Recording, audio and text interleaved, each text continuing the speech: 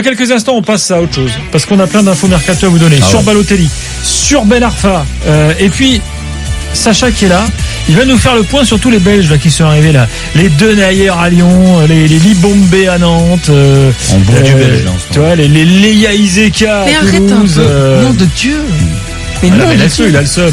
J'ai pas le seum, je suis détendu. Les choses se passent comme il faut qu'ils se passent. Mais non, on vous accueille bras ouverts. Moi, j'adore écrire somme sur Twitter. Et puis, il y a le finale, qui apparaît. C'est plus la Ligue 1, c'est la Jupiler League ici.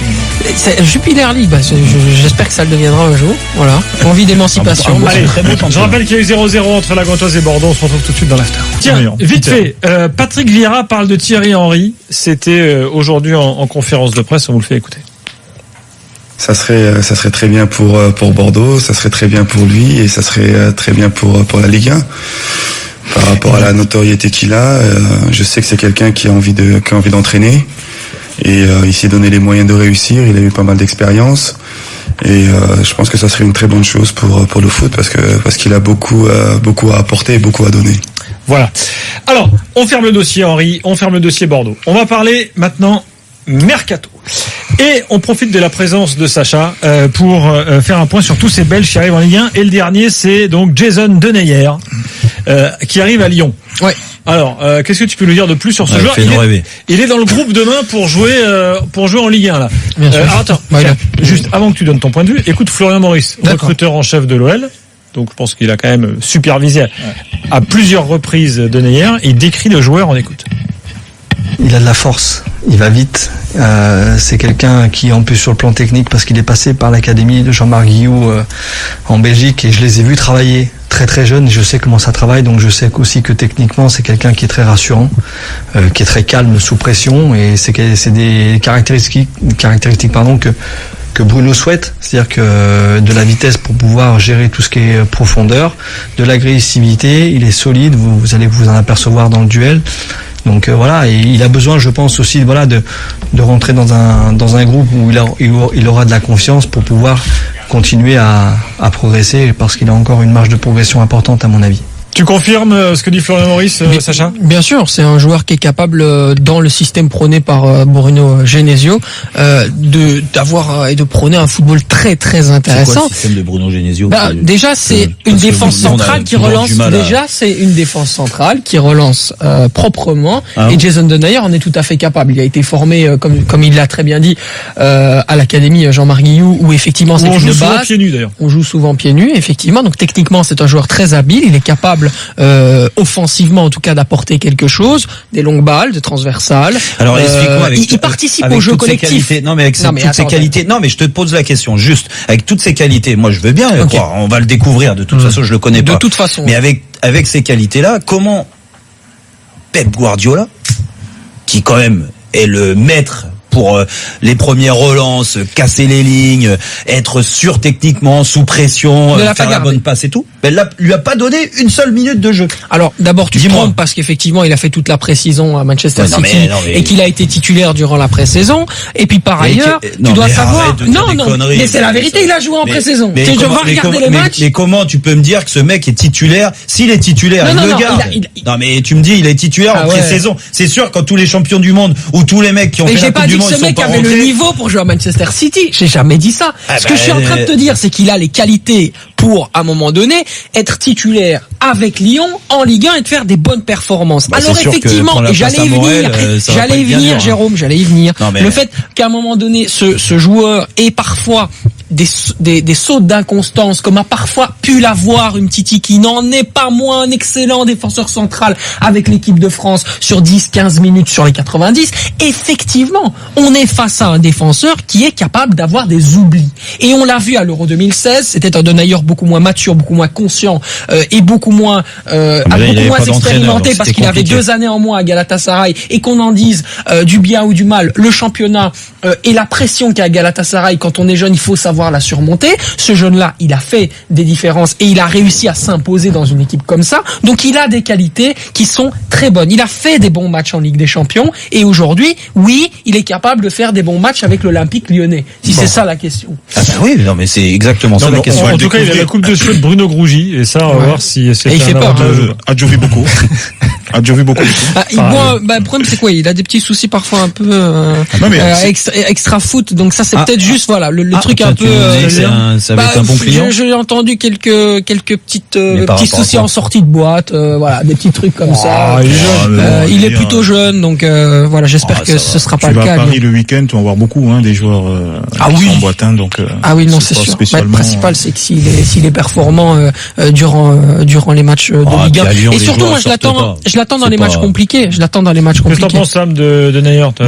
On va le découvrir. Après, peut-être dès demain. Oui, j'espère que justement qu'il va stabiliser un peu cette défense lyonnaise. Maintenant, je reviens un peu sur ce qu'a dit Jérôme, sur le fait qu'effectivement qu'il a pas réussi à s'imposer à Manchester City. C'est pas.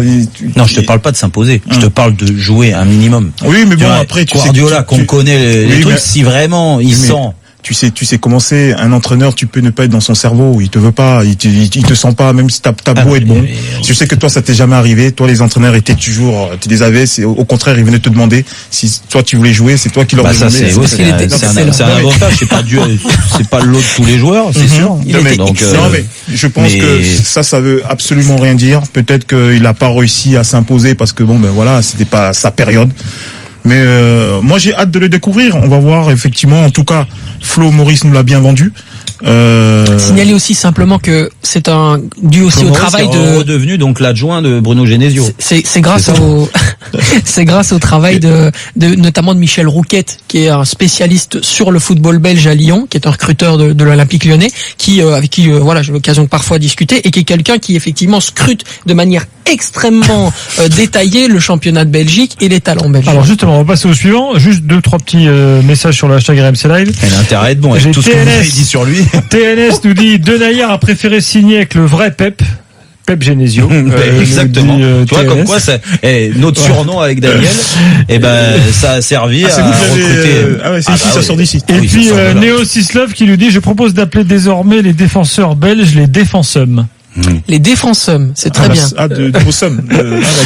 Alors, Libombe, Anthony Libombe a signé à Nantes pour 5 ans. C'est le plus gros transfert de l'histoire de Nantes. 7 millions. Coach futur Ballon d'Or. Non, j'anticipe ce que tu vas dire parce que je n'allais pas du tout dire ça. C'est aussi un Belge.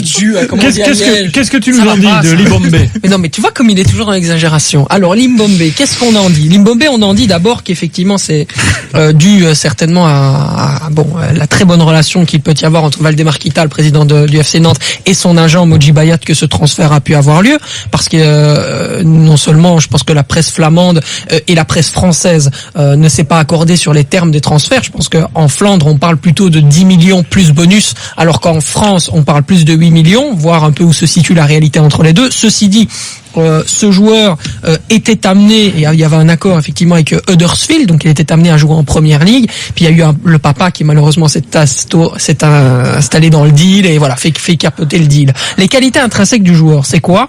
C'est un joueur qui est capable de prendre la profondeur, qui fait des différences en face à face, et surtout qui est capable de rentrer dans l'axe du jeu pour perforer les défenses adverses. Je pense que ça, c'est les principales qualités du joueur. Après, il a quand même vécu une très très belle année où il s'est révélé aux yeux de tous, et encore plus parce qu'il a été formé du côté du KRC Genk. Donc ça, c'est dans le Limbourg, c'est une équipe qui joue notamment en Europa League aujourd'hui, qui là il avait été très bon, effectivement il s'était révélé, puis il a été en première division néerlandaise, puis il est revenu à Bruges, là où il a vraiment excellé, et ça lui a valu tout simplement une sélection avec l'équipe nationale de Roberto Martinez. Donc déjà ça c'est à signaler.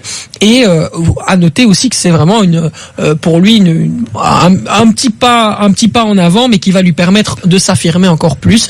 Lyon était également dessus d'ailleurs, pour information. Un petit mot sur Leia Iseka qui revient en France. Là, il est belge, on le rappelle, c'est le frère de Michy Batshuayi. Exactement, à Toulouse, le frère de Michy Batshuayi. Qu'est-ce qu'il faut en attendre cette année? Il a obtenu les garanties nécessaires visiblement pour avoir un temps de jeu satisfaisant, et donc du coup il est arrivé du côté du TFC. C'est un joueur qui est capable de très bonnes choses, comme capable de faire n'importe quoi, un peu comme Michy Batshuayi, quoi. Il est vraiment comme son frère à ce niveau-là. Batshuayi, très inconstant, l'action du mondial quand il s'envoie le ballon dans la tronche. Les deux matchs que j'ai vus pour l'instant, c'est du n'importe quoi. Mais c'est pas. Je trouve en plus qu'à 24 ans, il manque de maturité, quoi. Je trouve que à 24 ans, quand tu es un avançant, on peut. Parle de Leia Iseka ici. Oui. Ok. Oui, je sais pas, on peut plus te considérer comme un jeune, quoi. Et il a un jeu d'un juvénile, de quelqu'un qui d'un joueur de 18 ans.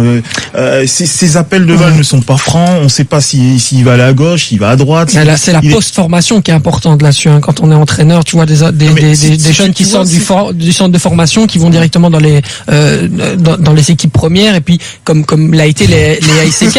C'est pour ça que je dis ça, tu vois. Parce qu'à un moment donné, il est allé très très jeune dans un centre de formation.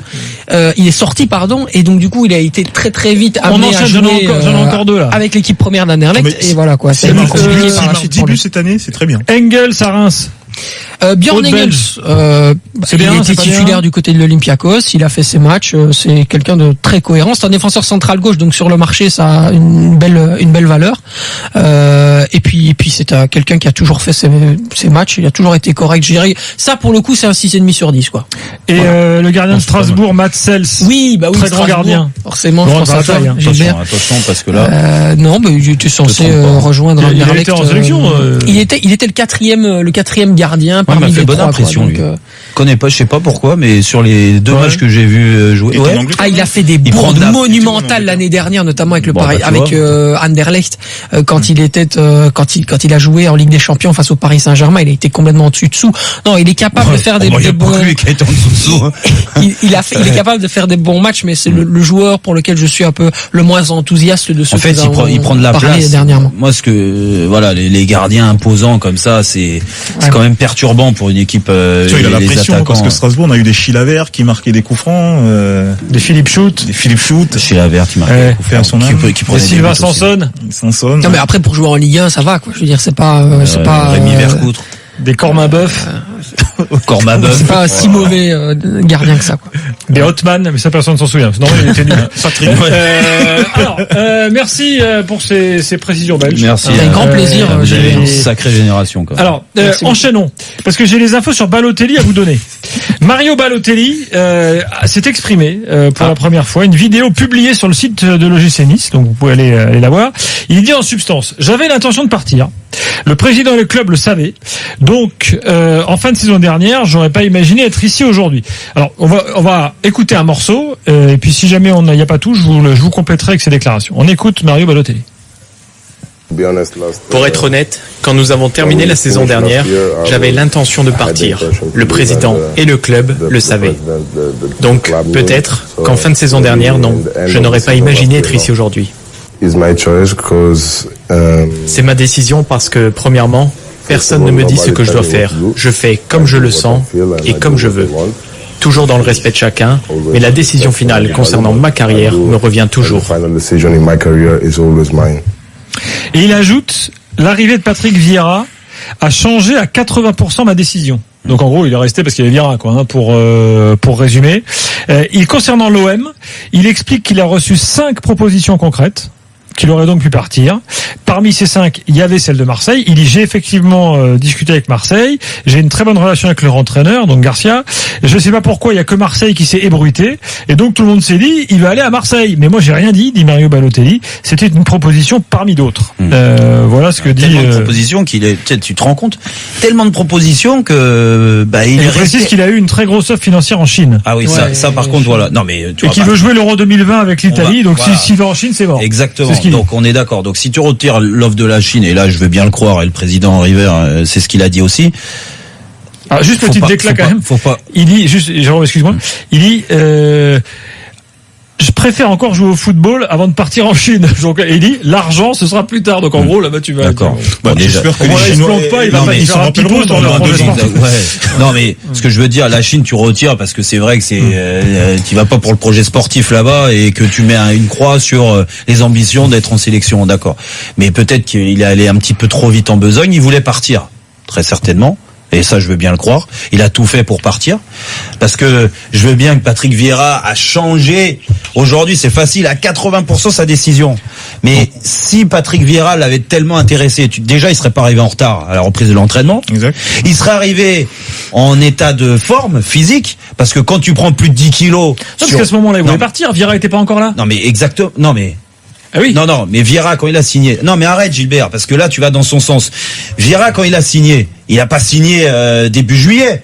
Il a signé avant la reprise de l'entraînement, on est d'accord. C'était annoncé déjà. Il a fait le dernier match à New York. Je te dirais même mieux que je pense qu'il le savait même avant déjà, parce que je pense que Jean-Pierre River a dû lui dire, mais écoute, notre coach ne dit rien pour l'instant, ça sera lui. Voilà. Je pense qu'il le savait même avant. Exactement. Voilà. Donc lui, ça n'empêche qu'il voulait partir. Lui et son agent, Mino Raiola. Il va à Marseille. Je pense qu'il voulait signer à Marseille. Marseille s'est aussi rendu compte de son état physique, parce que quand il est arrivé à Marseille, les kilos de trop, il les avait déjà. Donc ils se sont dit, Marseille, écoute, nous on va te faire une offre. Déjà, on sait comment ça s'est passé entre la commission, le salaire, le fait de signer qu'un an. Marseille, ils se sont dit, oh là là, attention, plus le prix du transfert, les autres ils veulent 5 millions, nous on veut pas leur donner 5 millions. Donc voilà, donc Marseille, ils s'étaient même pas mis d'accord financièrement avec Marseille déjà tous les deux, Mino Raiola et lui, et encore moins les deux clubs. Donc ça pouvait pas se faire. Et à mon avis, c'est exactement ce qui s'est passé avec les autres propositions. Je veux bien, moi, croire que des clubs étaient intéressés par Balotelli, mais pas au salaire qu'ils voulaient, pas à la commission de l'agent qu'ils voulaient, et surtout pas au transfert que Nice voulait. Donc il y a peu de moyens. Il reste. Tu penses Stop, je vous arrête. Pourquoi ? Parce qu'on vient de recevoir des infos de Nicolas Paolorsi à Bordeaux concernant les négociations entre Henry et les Américains de GACP. Vous retrouvez tout ça sur rmcsport.fr. On en parle dans quelques instants. Bougez pas. Et puis également les infos sur Ben Arfa avant minuit. On revient tout de suite dans la Thierry Henry. Info du soir. Ça vient d'arriver, Nicolas Paolorsi à Bordeaux. Écoutez bien. Il a rencontré donc les actionnaires américains aujourd'hui aux États-Unis. Les discussions se poursuivent. Il s'est donné 48 heures de réflexion. Thierry Henry. Alors, un contrat sur le long terme aurait été proposé à Henry. D'après long terme, c'est quoi, pas mal de sources. 4 ans, 5 ans. Là, j'ai pas le détail. Mais bon, globalement, ça, on va dire que les discussions sont positives. Ça se passe bien. Voilà. Et de toute façon, l'officialisation ne peut intervenir qu'après la dernière réunion demain entre Poyet, mis à pied, et Bordeaux. Voilà. Donc, ce qu'il faut retenir ce soir, c'est qu'Henry s'est donné 48 heures de réflexion, les discussions avancent tranquillement et positivement, et que donc on attend là, dans les jours qui viennent, qu'il s'exprime et qu'il donne définitivement son accord. Voilà. Donc ce qui est important ce soir, pour les supporters bordelais, c'est que globalement les Américains sont... La balle est dans le camp de Thierry. OK pour qu'ils viennent. Ça, c'était la dernière barrière à lever. Donc maintenant, il n'y a plus que... On attend qu'Henry dise définitivement, OK, c'est bon, j'arrive. Je pense, Gilbert, qu'ils voulaient aussi les Américains. C'est pour ça qu'ils l'ont reçu. Maintenant, il y a des demandes de la part du joueur, du moins de l'entraîneur, maintenant, Thierry Henry, qui sont normales parce qu'il veut être rassuré aussi, venir avec des gens, être rassuré sur plein de choses dans le déroulement de son équipe, dans comment il peut transformer son équipe, parce que lui aussi est ambitieux, mine de rien. Et tout ça, les demandes, peut-être qu'il y a certaines demandes qui ont été acceptées, d'autres non, et c'est pour ça qu'il se laisse lui 48 heures. Mais s'il sent le coup, il a envie à 100% d'entraîner et envie à 100% d'entraîner les Girondins de Bordeaux. Ce qui bloque les 48 heures, c'est pas sur le fait qu'il demande qu'il y a des adjoints, ça c'est pratiquement tous les entraîneurs. Moi, le recrutement. Ouais, je pense. Mais en plus là, il reste. Oui, je pense que c'est sur le recrutement et surtout, je pense que cela. Le recrutement, c'est bientôt fermé. Le mercato est vraiment fermé. Je pense que il attend des garanties vraiment pour l'hiver. Et c'est ces garanties-là, à mon avis, qu'ils ont du mal à lui donner, parce que les Américains, et il les connaît encore mieux que moi, parce qu'il a évolué entre Manhattan et Londres. Il se rend compte aussi que ils sont un peu ras, quoi. La preuve, le transfert de Pedro qui a avorté pour 4 millions d'euros, ils savaient que c'était 12 millions. Ils ont proposé 8, ils ont dit non, on peut pas aller au-dessus. Alors si ça commence comme ça, imagine. D'autres infos, les gars, parce que le temps passe. Ben Arfa serait aujourd'hui entre Rennes et Nice. Voilà, des infos qui ont été dévoilées par l'équipe. RMC a enquêté également là-dessus. Et effectivement, les deux clubs sont intéressés par Ben Arfa. Je vous pose une question un peu ingénue. Est-ce que le fait que Balotelli reste à Nice peut faire pencher la balance pour Nice dans le choix de Ben Arfa ? Non. En tout cas, mais je souhaite bonne chance à Patrick Vieira, parce que si tu as Balotelli, Saint-Maximin et Ben Arfa, t'as du taquineur. T'as des grailleurs de ballon, et en plus de ça, c'est pas faux. Tu as des gars qui, pour le replacement, pour le repli défensif, ils aiment pas trop. Donc, je sais pas comment va être ton déséquilibre, parce que ton équipe risque d'être vraiment déséquilibrée. Ah bah, vous faites. Mais autant je suis tout à fait d'accord avec ce que tu dis concernant Mario Balotelli. C'est sûr qu'il a des difficultés à se replacer. Autant concernant Ben Arfa aussi. Autant Saint-Maximin, j'ai vu des rencontres où effectivement il faisait son travail derrière. Il a du volume, Saint-Maximin. Mais moi, ce qui m'étonne quand même. Non, mais moi, je veux te répondre là-dessus. C'est sûr que il y a du gros boulot, au niveau mental pour Patrick Vieira, parce qu'il faut remettre, mine de rien, en état de forme Balotelli et bien dans sa tête. Athème sort d'une saison blanche. Ça fait 2 ans pratiquement. Voilà, il s'entraîne. Non, mais on va parler de la saison dernière. Oui. Il s'est entraîné et je pense qu'il a cette conscience professionnelle pour s'être bien entraîné. Du moins, ça, j'ai eu les échos. Je peux te dire que les entraînements, il les a fait à bloc. Il savait que les étaient pipés, qu'il jouerait jamais dans tous les cas, mais il les a fait à bloc. Ce n'est que des entraînements, que des oppositions, et c'est pas ça qui te fait garder le rythme du match. Et il y aura un laps de temps. Si signe à Nice ou à Rennes, de toute façon, il faudra pas s'attendre à ce que Ben Arfa sur le mois de septembre, il fasse des différences énormes. Ça viendra sur le long parce qu'il a du talent.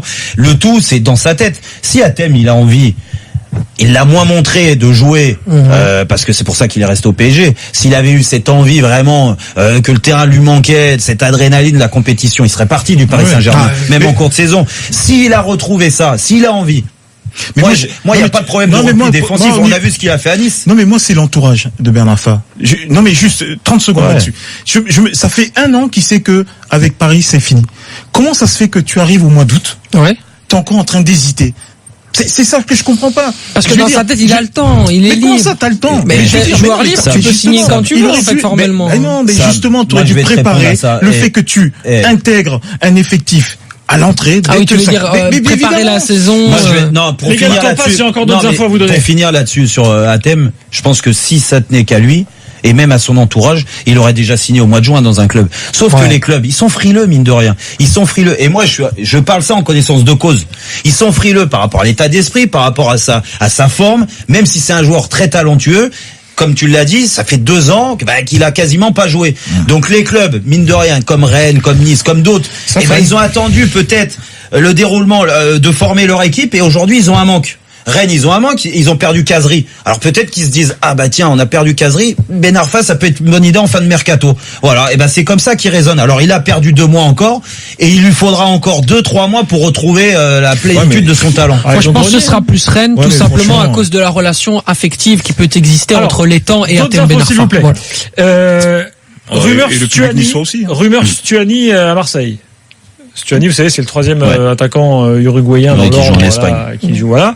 Qui a eu beaucoup de buts en Espagne l'année dernière. Exactement, qui a joué contre la France à la Coupe du Monde, sans être. C'est un travail. Stuani. Garcia disait que c'était pas là qu'il y avait le chantier. Bon, en tout cas, rumeur du jour, je vous la livre.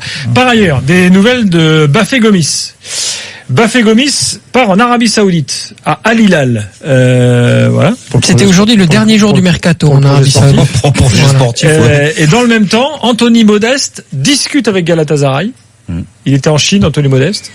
Donc bon, c'est vraiment pour remplacer. Il devrait se méfier, Anthony Modeste. Il voit bien comment ça a fini entre Galatasaray et Bafégomis Gomis. Donc attention, parce que en plus il faut savoir que ça a été dévalué, la monnaie là-bas en Turquie. Donc de l'oseille, il y en a plus. Ils en ont.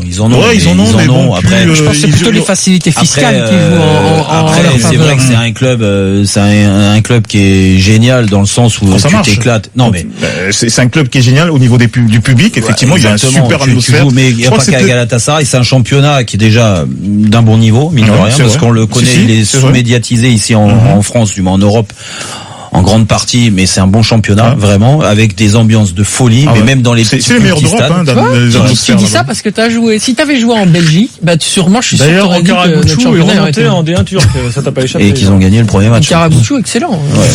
D'autres petites infos, vous dire qu'Amiens a recruté l'Iranien Godos, qui devait aller à Rennes à un moment, rappelez-vous, finalement il est pas allé.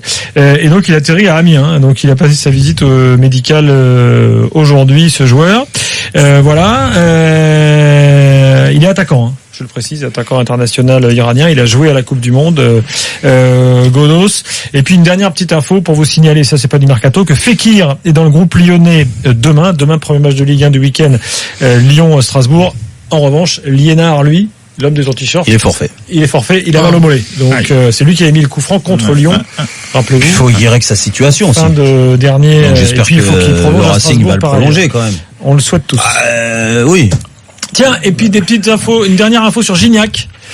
Gignac, doublé spectaculaire l'année dernière contre Veracruz, meilleur buteur du championnat mexicain. Il est toujours là, Dédé Gignac. Il marque ses buts, il s'éclate là-bas. Tant mieux pour lui, de toute façon.